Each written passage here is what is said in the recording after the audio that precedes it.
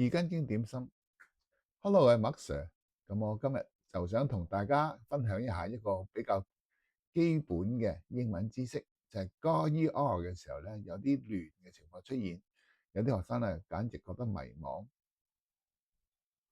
我喺最近講呢個 bomb 同埋 bomber 嘅時候咧，就牽涉咗一個英文嘅一個基本嘅原理，就係動詞加 ER。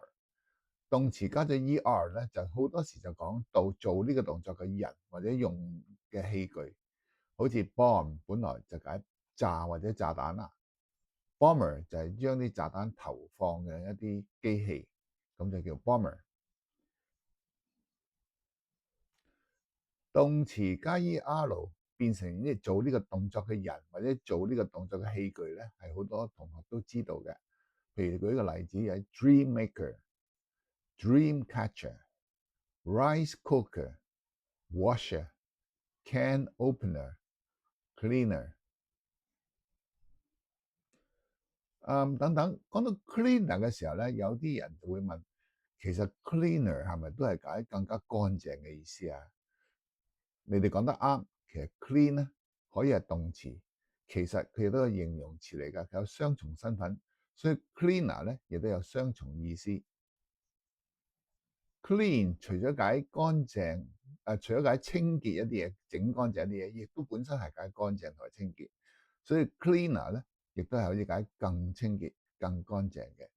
咁咧呢度就牽涉咗另一個英文嘅規律，就係形容詞加 er 啦，就係解更加呢個形容詞嘅質素啦，譬如更加靚、更加高、更加矮之類，都係可以用呢個加 er 表達嘅。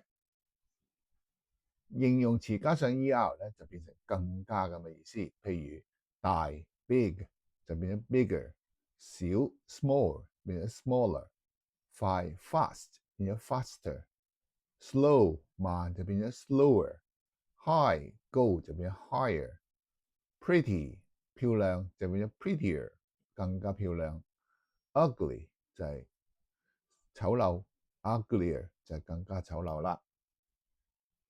總括嚟講，er 咧其實可以加喺形容詞同埋動詞之後㗎。不過咧，嗰個兩個嘅效果係唔同嘅。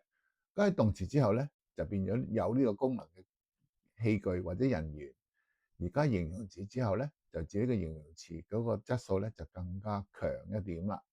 咁不過留意一下就係 er 咧，只可以加喺兩個音以下嘅形容詞，其他就唔可以加㗎啦。好，今日我哋嘅分享咧到呢度為止，再見。See you next time.